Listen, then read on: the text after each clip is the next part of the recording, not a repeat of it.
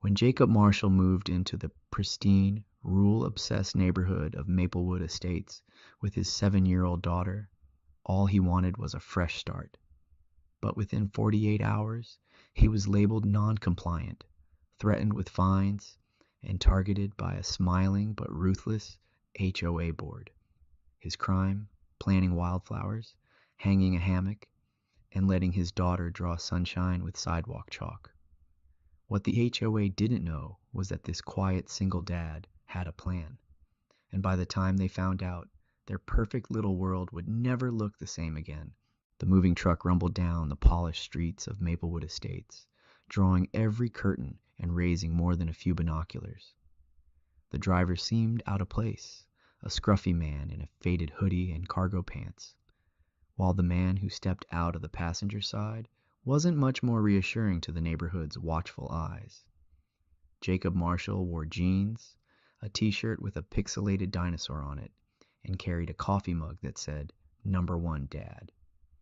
His daughter Ellie bounced out behind him, holding a stuffed bunny in one hand and a sketchbook in the other. Maplewood was known for its perfection: pristine lawns, identical mailboxes, coordinated shutters, and silence that bordered on sterile. It was a gated paradise for those who loved order, and nothing about Jacob's arrival screamed order. Within 10 minutes of pulling up, he had unloaded a rolled-up hammock, a potted plant with wild yellow flowers, clearly not HOA-approved landscaping, and a bright blue mailbox that looked like it belonged in a cartoon. Neighbors watched from behind frosted windows. Whispers circulated. The Martins, who lived across the street, texted the HOA chair before the man had even set foot on his porch. Inside the home, Jacob was unfazed. "Ellie, what do you think?" he asked, sweeping his arm dramatically. She looked around the bare living room, where dust still danced in sunbeams. "It needs paintings," she said thoughtfully. "And cookies." Jacob laughed. "We'll make both. But first, how about hanging up the hammock?" Outside, Patricia Claymore was already scribbling in her leather-bound HOA violation notebook. As a longtime president of the Homeowners Association, she had a sixth sense for disruption, and this family reeked of it. By nightfall, Jacob's front yard had a garden gnome in pink sunglasses, a rainbow welcome mat, and a chalk drawing of a smiling sun on the driveway, Ellie's doing. The next morning, a printed notice was taped to his door. "Welcome to Maplewood Estates. Please review the HOA guidelines enclosed. Your property is currently in violation of sections 2.1, 3.3, and 4.5. Kindly remove all non-compliant items within 48 hours. Jacob read it once, then again, slower. He smiled, sighing. "Well, kiddo," he said to Ellie, who was eating cereal on the porch steps. "They sure like their rules around here. Maybe they just need more color," she replied innocently. Jacob glanced at the gnome, the flowers, the sun chalked onto the concrete, and then back at his daughter. Maybe they do. What he didn't know was that this small act of defiance would ignite a storm, and that Maplewood, so proud of its symmetry and silence, was about to be torn wide open by a little girl with chalk and a man who refused to be quiet. At exactly 7 a.m. the next day, Patricia Claymore stood on the front steps of Jacob Marshall's home, flanked by 2 members of the HOA board, Carl Tenner and Marjorie Powell. Patricia wore a navy blue blazer with a pin in the shape of a gavel, her posture rigid with authority. Carl carried a clipboard, and Marjorie, the enforcer of law and uniformity, held her signature green folder of violations. To them, this was not just a house. It was a threat to decades of perfect order. Jacob opened the door with Ellie on his hip, a half-eaten banana in her hand. He blinked at the committee as if surprised they hadn't called first. "Morning," he said, stepping onto the porch in socks and a Jurassic Park t-shirt. "Mr. Marshall," Patricia began, her voice clipped like hedge clippers. "We're here to discuss your multiple violations of the HOA charter." Jacob shifted Ellie to the other arm. "You mean the hammock?" "The hammock, The mailbox, the gnome, Carl interrupted, tapping his clipboard. And, most egregiously, the chalk drawings. Ellie looked down at her sneakers, then whispered, "But it was just a sun." "Indeed," Patricia said sharply. "But sidewalk chalk is considered temporary graffiti under Maplewood Section 4.5. It's disruptive. We've received 3 complaints." Jacob raised an eyebrow. "In 24 hours?" Marjorie gave a tight smile. "We run a very responsive neighborhood." Jacob's eyes moved from face to face. "You do know that you're threatening a man over a gnome in sunglasses, right?" Patricia stepped forward. "This neighborhood was built on standards. We maintain property values, aesthetic harmony, and mutual respect. Compliance ensures peace." Jacob exhaled, glancing at Ellie, who was now fidgeting with the sleeve of his shirt. "I came here to raise my daughter in a safe place. I didn't expect a regime." "This isn't personal," Patricia said, though her tone suggested otherwise. "It's policy." Carl handed Jacob a bright yellow packet titled Notice of Official Violations. In red ink was stamped First Strike. 3 strikes, Carl said, and we moved to financial penalties. "Then legal escalation," Marjorie added, almost too cheerfully. Jacob took the packet and gave them a nod, polite but firm. "Thank you for stopping by. I'll give this a thorough read." He closed the door gently but deliberately, and Ellie looked up at him. "Are we in trouble?" He knelt down to her level. "No, honey.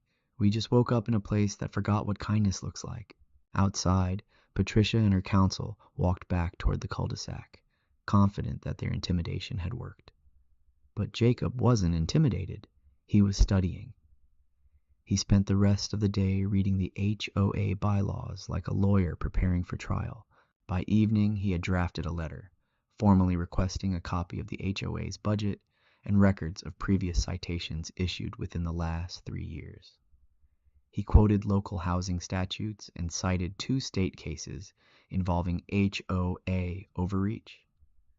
He also included a simple question: "Please define disruptive chalk art in legal terms."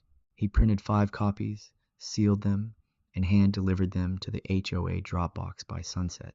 That night, Ellie sat by the window, watching the sky grow dark as she clutched her sketchbook. "Will they take our house?" she asked. Jacob wrapped an arm around her. "No, sweetie. They might take offense, but not our home."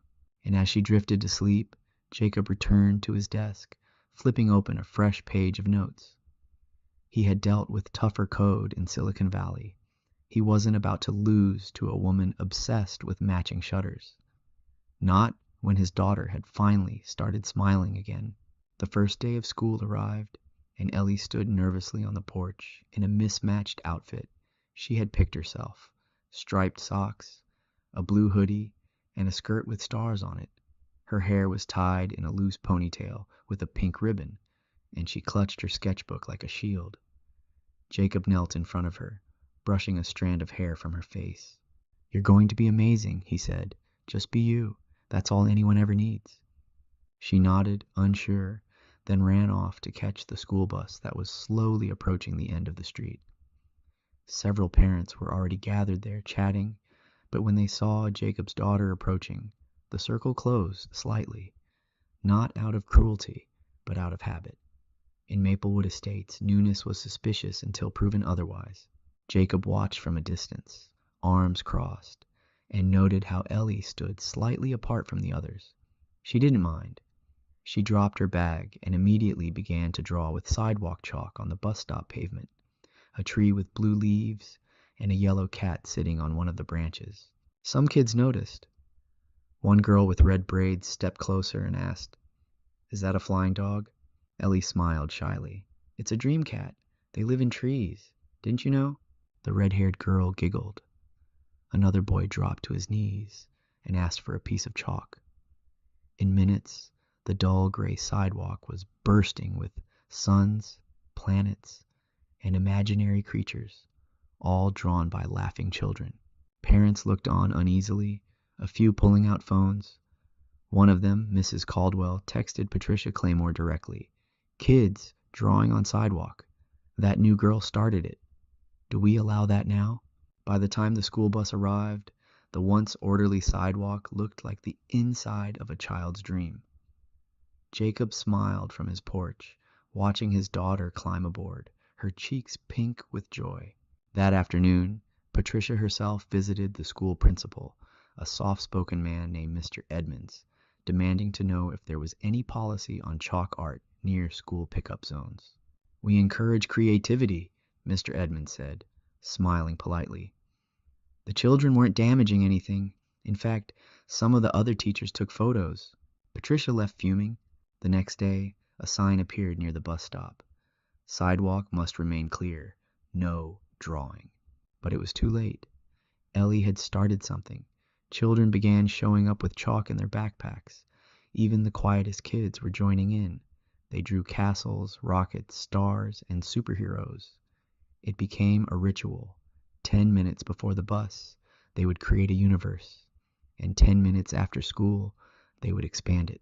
One morning, Jacob brought a camera and took photos of the entire stretch of sidewalk, now an ever-changing mural of childhood. He printed one photo and placed it in a wooden frame on their porch with a tiny sign, "Ellie's Sidewalk Gallery." That was the final straw for Patricia.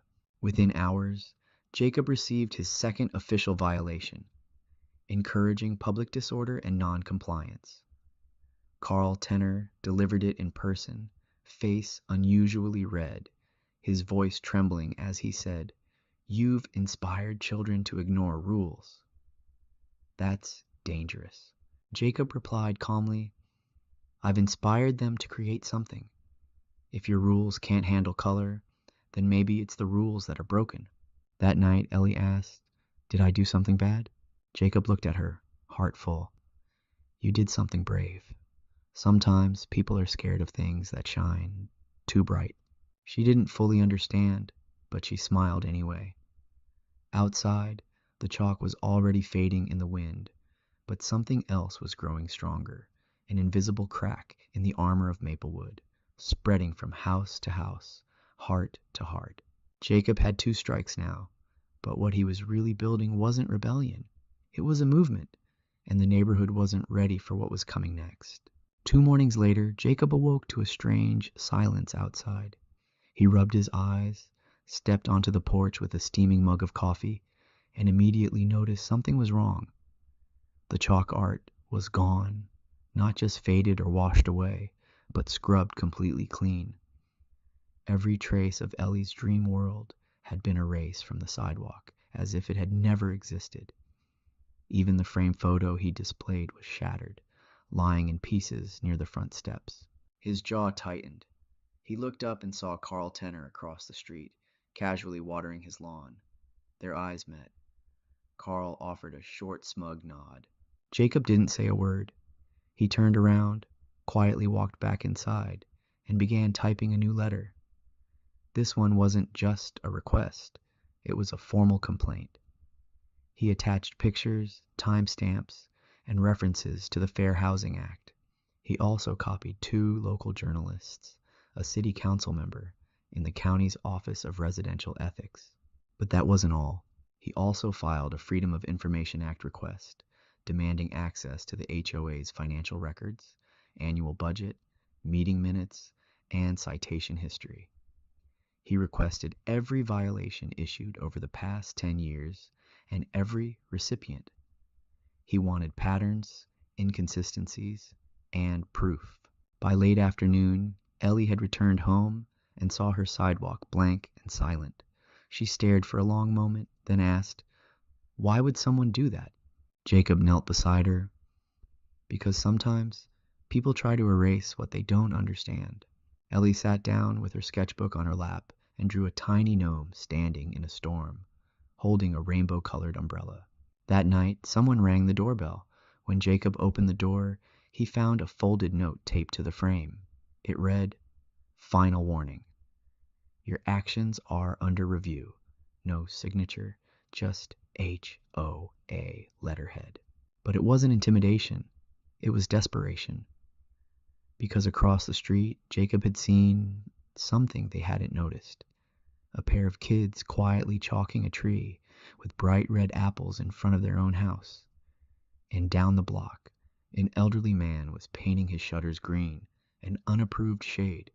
The ripple had already begun. The following week, Jacob received a manila envelope. It was from the city's Residential Oversight Board. Inside were preliminary results of his inquiry. They confirmed what he suspected. The HOA's financials were incomplete, and several expenses were categorized vaguely. Administrative travel, aesthetic maintenance, and even a $3,200 line item labeled consulting, which matched the date of Patricia's vacation photos on social media. He wasn't just facing petty rules now. He had stumbled into something deeper: misuse of funds, selective enforcement, abuse of authority. Jacob prepared a dossier and printed 15 copies. Then he did something that sent shockwaves through the neighborhood. He posted an invitation on the community bulletin board, on every mailbox, and online in the private HOA group. Town Hall, my house, Saturday at 4 p.m. If you've ever felt silenced, ignored, or punished unfairly by the HOA, come talk. At first, there was laughter in the group chat.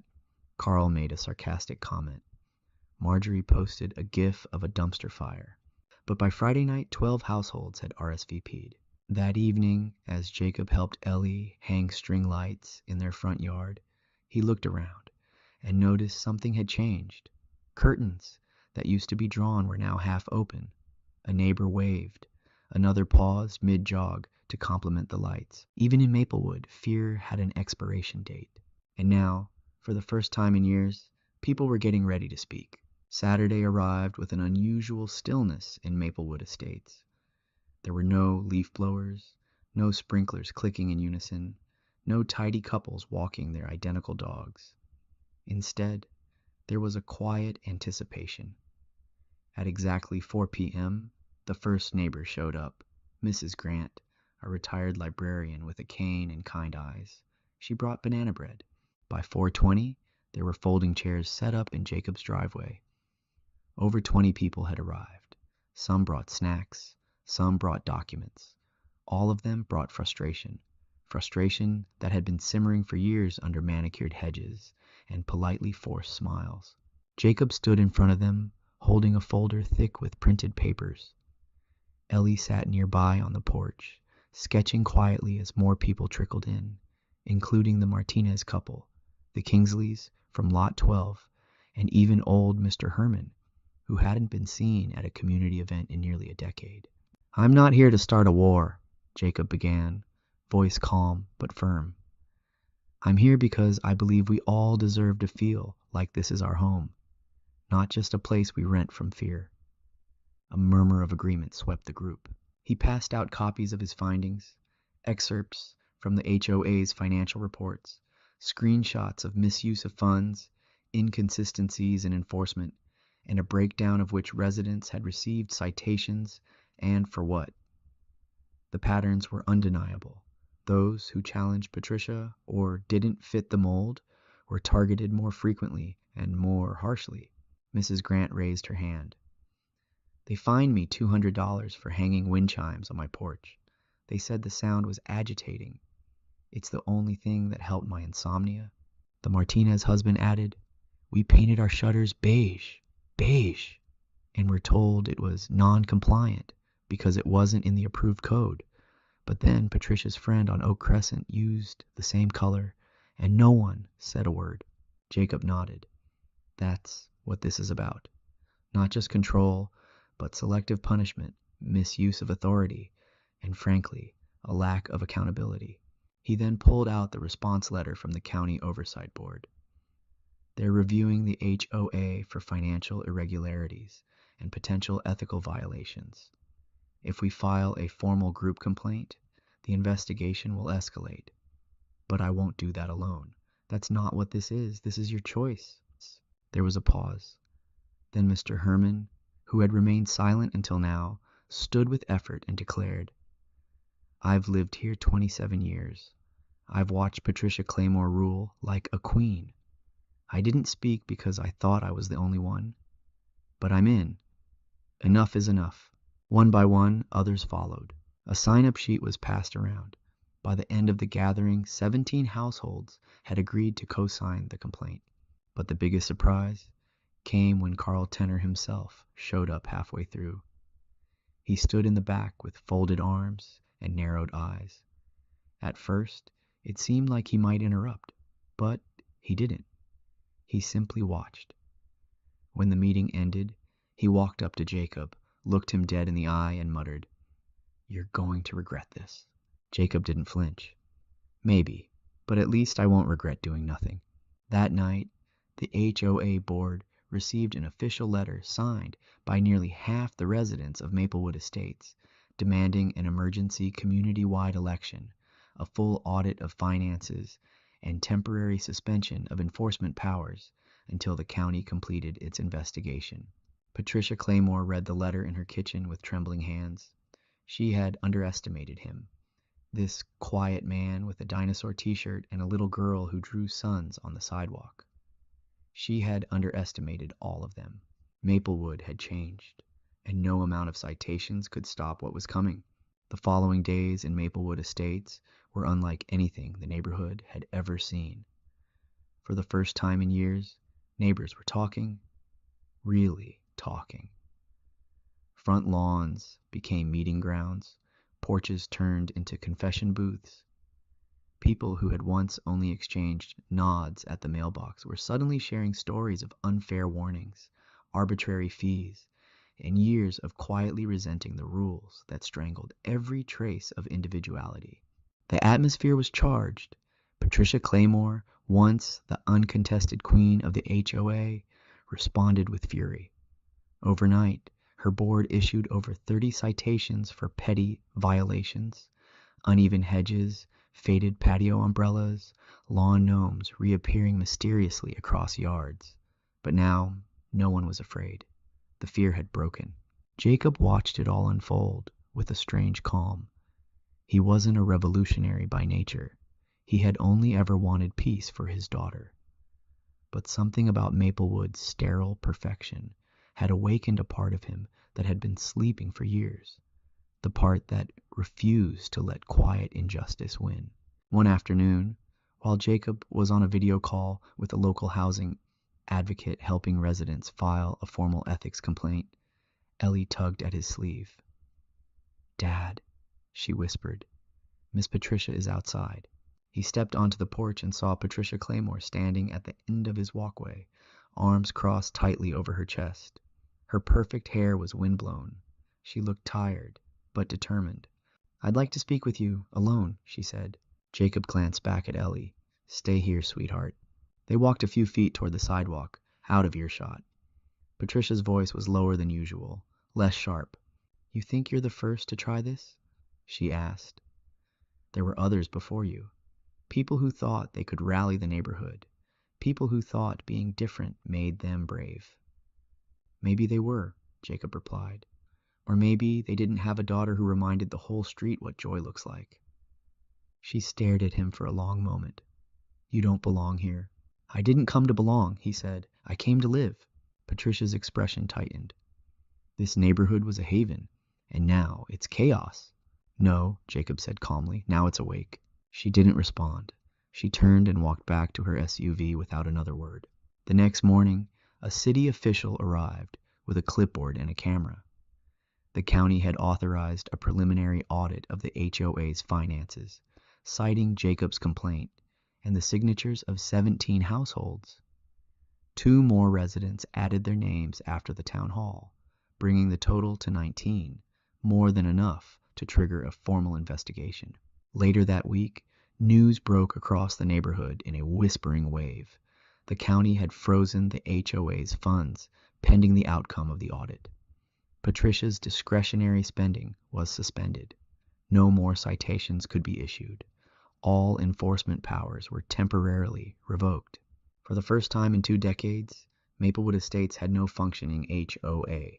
The silence that followed was deafening and liberating. That evening, something strange and wonderful happened. Without warning, children began to appear on the sidewalks again. Chalk drawings bloomed across the pavement like wildflowers after rain. Suns, stars, gnomes, rocket ships. Ellie stood in the center of it all, quietly adding to a massive rainbow stretching from one end of the block to the other. Adults watched from their porches, and then, one by one, they began to join in. Mr. Herman chalked a crooked tree. The Martinez twins drew flamingos in tutus. Even Marjorie Powell, once Patricia's second in command, added a tiny heart beside Ellie's rainbow. Jacob stood at the edge of the street and took it all in. The laughter, the colors, the community finally breathing again. No rules, no citations, no fear. Just people. It was more than he ever expected. And it was only the beginning. The following week brought a surreal calm to Maplewood Estates. No more warning letters arrived. No inspectors circled homes with clipboards. For the first time in memory, the community felt like it truly belonged to the people living in it. And yet, there was an underlying tension, like the eye of a storm, a silence waiting to break. Jacob kept himself busy. He continued meeting with residents, documenting stories, and preparing for the county's final audit hearing. He had become an accidental leader, though he never asked to be one. Still, he carried the role with a quiet grace, understanding that what had begun with his daughter's chalk drawings had turned into something far greater than either of them. One night, as he was locking the front door, he noticed an envelope slip beneath the mat. No return address. Inside was a simple handwritten note. You think you've won, but this isn't over. People forget. There was no signature, but Jacob had a good idea where it came from. He folded the letter calmly and tucked it away in a folder labeled Threats.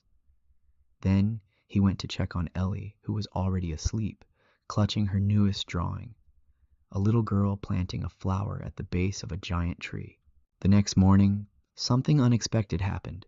Patricia Claymore showed up again, but not with a warning, not with anger.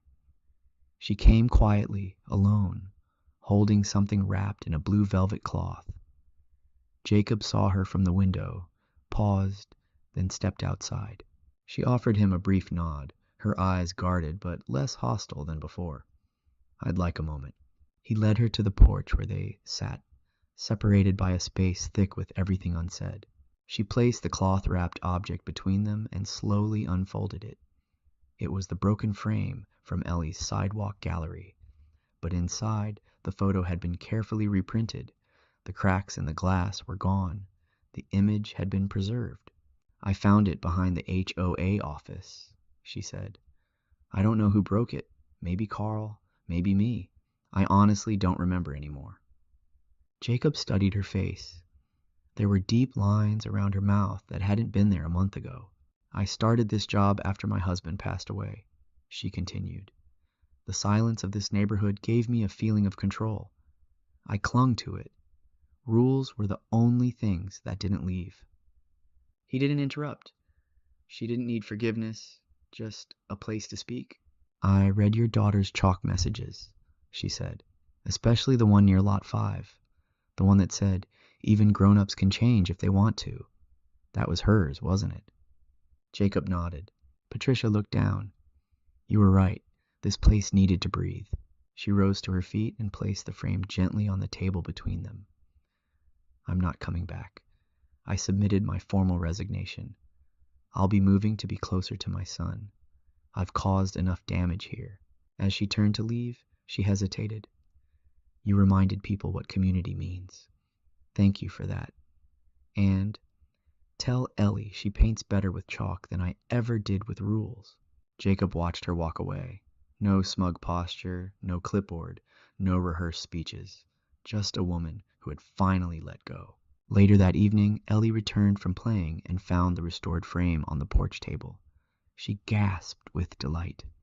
You fixed it. Jacob smiled, kneeling beside her. Someone did. Someone who decided to try again. Ellie grinned. Then we should hang it back up. They did, this time on the front door. That night, lights twinkled across the neighborhood, not from spotlights or flood lamps, but from string lights, lanterns, and homemade decorations. Neighbors were already preparing for something new, something they hadn't dared to imagine before. A community celebration, no forms to fill out, no approvals to request, just people coming together.